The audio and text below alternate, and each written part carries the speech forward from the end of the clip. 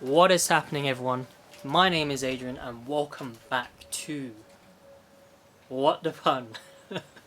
So today, just have you all know, it's not a video on an update on the Golf R again. We'll give you a bit of a break, but soon there'll be a major video coming up in regards to the Golf R. So if you are following the build for the Mark 6 Golf R, or if you're curious, make sure to subscribe so that you are staying up to date with what's going on with the car.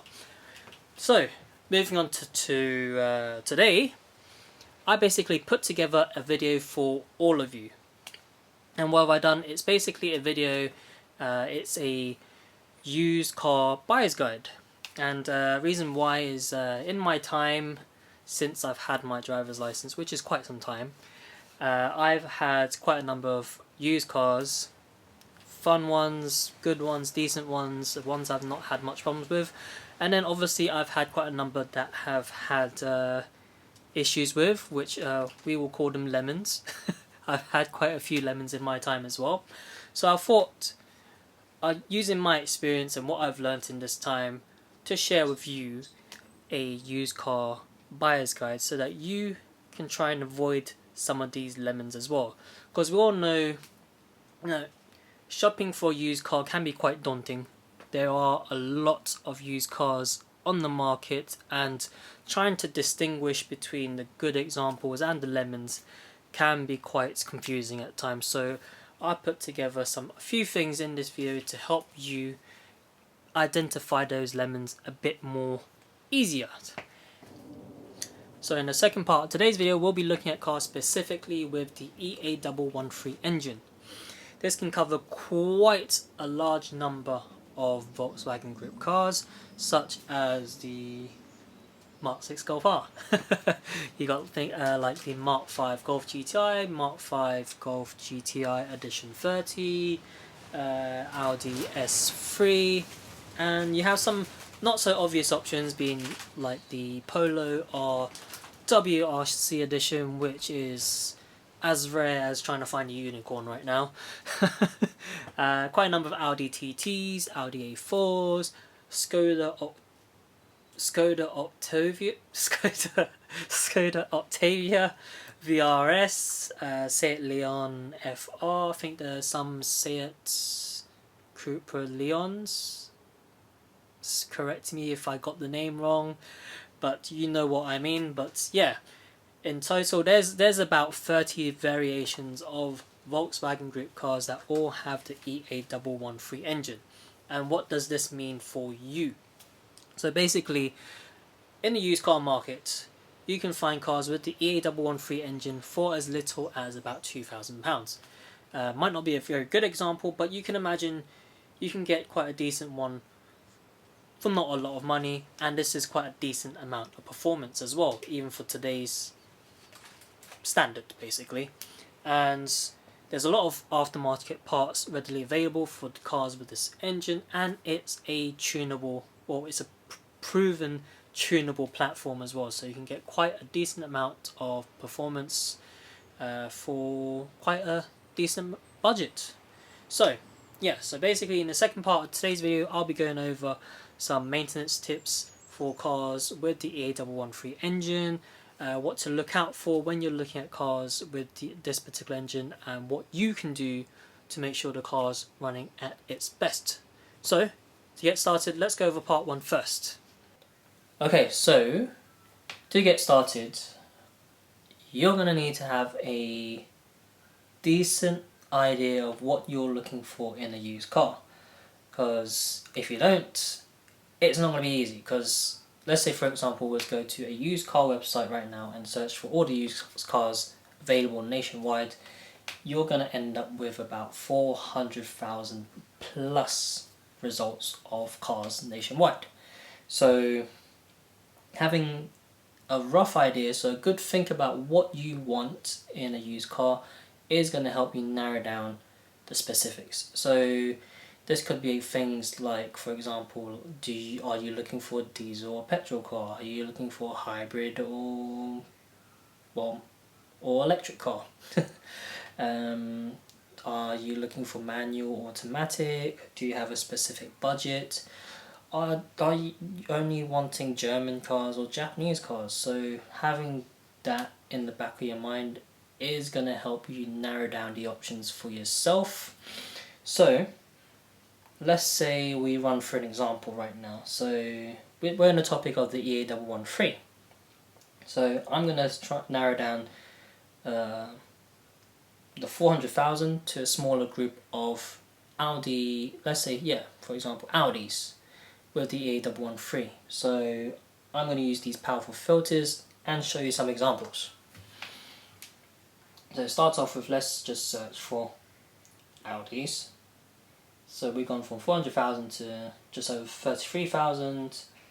And for example, the EA113 Audis I'm specifically looking for is a Audi A4.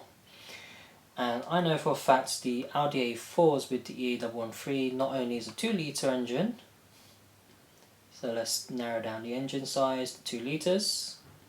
So now we've gone to 1,618 cars, and in terms of the EA113, I believe they're manufactured between usually 2004, but we'll just start with 2005 to about 2008, I think. So now this should really help. Yes, filter by fuel as well. So if I filter by fuel, now we're down to 36. So now AutoTrader is showing me 36 examples of Audi A4s with the EA113 engine. So what I also want to search for is maybe a special version, because I know for a fact that only 250 DTM versions were made back in the day, and as you can see right now there's only 5 available for sale. So yeah, getting used to the different filters available on AutoTrader is going to help you narrow down specifics to what you're looking for in a used car, and hopefully help you avoid those lemons.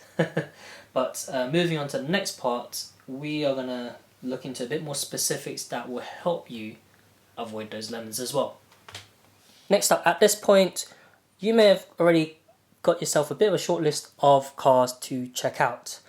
And at this point, before you even get on the phone, make that appointment to check out the car, or even commit to buying the car at this point, stop.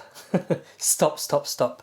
So before you even do any of that, a tool that you can use for free to give you a little bit of an insight on potentially if you may need to spend money on the car almost immediately, or things that you might need to spend money on in the future, is basically checking out the MOT history of the car.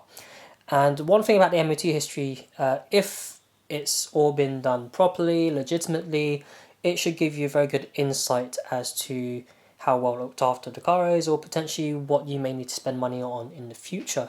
So that could potentially be something that you can use to bargain on the price of the car, potentially. Not saying it's guaranteed, but potentially you can use that as talking points to bargain on the price. Because, for example, if it has a number of advisories on the car that will very likely need to be addressed in the future, then obviously you can use that to bargain on the price of the car. But also with the MOT history, it can be a bit of a double-edged sword, because sometimes, well, sadly, there are places where people can get false MOTs or checks that's not a true reflection on the car. And if you're quite unlucky to get one of these cars and then had it actually properly checked out by someone, and to find out that, okay, there's a lot of things not right with the car, then yes. So even though it is a free tool, it can be very useful, but then also just use it as a sort of overview of the car currently until you see the car in person. Okay, so let's go through a quick example. So for example, we were looking at the DTM Audi A4s, so let's have a look at one of these that is on the screen.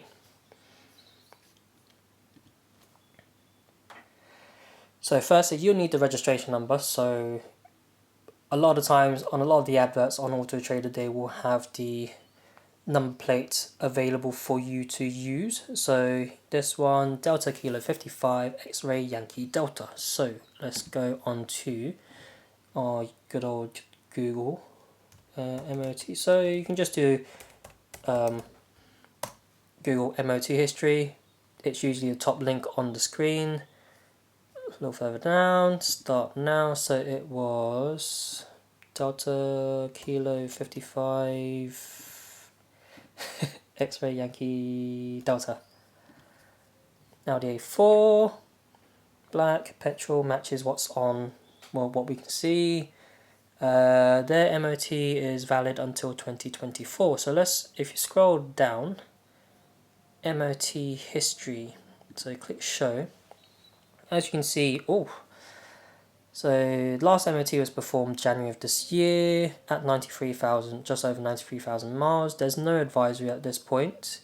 And then the year before, December 2021, and only done 90,000 miles. So you can see like they've not done a lot of miles on this car within a year. And you see there's been a number of advisories, and it looks like the following MOT check, these did not flag up, so they may have already been sorted out from the last, between the time of the 21 MOT check till their January one. So in between that time, they may have resolved those issues. And then in November, so just the the MOT check before the December one where they passed, they actually did fail because of front registration plates incorrect and rear. So something with the registration plate. So it's nothing major, so it's something very simple to address, and obviously with the same advisories listed. And in the year before, just to do with nails. So yeah, this one looks okay, but like I said, with any sort of MOT history, don't take it as the full sort of overview of the condition of the car. So until you check it out in person, then you can get a much better idea as well. As well as the free MOT history check, there are paid for websites that you can use to get a much better overview of the car. But still, like I said before, like the MOT history, it gives you a digital overview of what's been documented in regards to the car, and always sort of take that as potentially useful information, but until you actually see the car, which will give you a better overview to sort of like see if what you see online matches what you see physically. So other paid for services, you have obviously the HPI check, and then all these other YouTubers that are advertising Car Vertical. Next, so going back to the adverts of the car, so do make sure you carefully read through the description box on the advert, because that may give you a very good insight as to what the service history of the car is. And if you're looking for a very good example that's good to go, nothing to worry about, and in good running order, then look out for ones that have a full service history, because at least a car with a full service history, you know for a fact that the car has been well looked after, and all the manufacturer's recommendations as to what should be carried out on the car at certain mileages or certain age of the car, that has been carried out based on the manufacturer's recommendation. So yes, if you're looking for a good example, full service history is very important. And sometimes the description, they may include things such as like what may have been recently carried out on the car, such as like timing belt, water pump, and hopefully if certain models that might have dual clutch transmissions, like such as DSG or forward drive, full motion system, Haldex, if they mention when that has been carried out as well, then that will be quite useful, because then you know that a few thousand miles down the line, that won't be something that you need to worry about, because some of those things that need to be carried out or maintained can be quite costly to get done as well. And when you do get the chance to check out the car, I mean, if possible, have a look through the service schedule, because that will give you all the information as to what should be carried out at what mileage. And if you see one with like loads and loads of stamps, then you know it's been well looked after as well. And if you're looking for a bit of a project, then maybe that's not too much a concern for you. But then still, if it's a project and it's a very bad example that doesn't have a very good service history, then you do kind of worry what else needs to be done in the car, because if it's not been very well maintained, you might need to actually do a lot to make the car sort of restore it back to a very good running condition, if you know what I mean.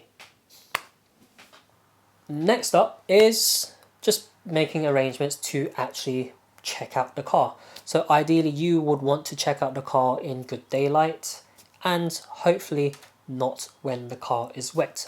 Why? Because when the car is wet, it can potentially disguise a lot of the cosmetic issues such as dents and scratches. So ideally check out the car when it's dry and good daylight, and please take your time, have a good thorough look all around the car, every single panel, around the arches, but don't miss anything, because you just want to really have a good look around just to make sure what you saw, because check it, the photos online may not give you actually a perfect overview of the actual condition of the cars until you actually physically see the car. Things to look out for is obviously rust. You want to avoid a car that has potentially an issue with rust, because that can lead to a lot of issues, costly issues potentially in the future. And if the car is particularly rusty, who knows how bad it is underneath the car, and how much damage it may have caused. So yeah, rust can be quite a costly thing to sort out. So yeah, by all means, take your time, have a good thorough look around the car. Whilst you're at it, check out the tyres. Tyres, go online if you want, buy a tyre tread gauge. They're I think just over £5, just to check if the tyres are in good legal limit as well, or below legal limit. If they are, then by all means see if you're buying it from a dealer, see if they can get the tyres changed for you if the tread is quite concerning in terms of the depth. Also, another thing to check out for is the age of the tyre. You'll be able to tell that on the tyre wall. It'll give you the 4 digits you're looking for, because then the next to each other it'll be, first 2 numbers is the week, next 2 numbers is the year that it was manufactured. So things to be concerned about is if the tyres are more than 5 or 6 years old, because at that point the compound, the rubber, is starting to degrade. You probably see from the condition of the tyre, because basically it'll have signs of cracking, and it's getting to a point where the car is potentially unsafe because the compound is degrading. It could be unsafe to drive with tyres of that age, so it could be something that you may need to raise if you see cars with tyres that are of a concerning age. Other thing to do as well, if you have a friend that is mechanically comfortable, like Ronald, if you have a friend like Ronald, bring him along, bring him or her along to check out the car with you, just so it gives you a bit of a peace of mind that you have someone else's mechanical opinion on the car. Or if you don't have that friend, there are companies out there that offer a car inspection service. You may need to book in advance. So for example, like the AA, they offer a car inspection service, but it is quite costly, just to let you know. So it can cost between £150 to £190 to have the car inspected. So it's sort of like a pre-buy inspection. So it's something to consider. Just gives you peace of mind basically. So just if there is anything that's concerning, they'll have that on a very thorough report for you. Lastly, take the car out for a test drive. Don't be afraid to test it out, because if there are any issues, you may potentially hear it or feel it whilst you're driving the car, or even see if there's concerning smoke coming out from the back. But be sure to test the car out whilst it's cold, because potentially some issues might not be very obvious when the car is warm. So if you can arrange for the car to be tested out when it's cold, by all means do that. Cool. I think that is as much as I can cover. If I've missed anything, by all means drop a drop a comment in the box down below. If you have any questions, also feel free to comment box as well. But yeah, if you have any questions, feel free to let me know. So now, in regards to the EA113, what I'll be going over today is the following: the breather system, the high pressure fuel pump cam follower, the carbon buildup in the valves, fuel injectors, and the diverter valve. Okay, so to start off with the breather system, why is that so important? Because a build-up or a collective of parts, part of the breather system, is used to help divert harmful vapors away from the engine. And when that fails, it can cause the car to not run very well. You may get some warning lights, and if you plug into diagnostics, potentially some error codes. And in the comment or description box down below, I will put some helpful links that will list some of these issues I'm discussing and some of the potential error codes that you may come across.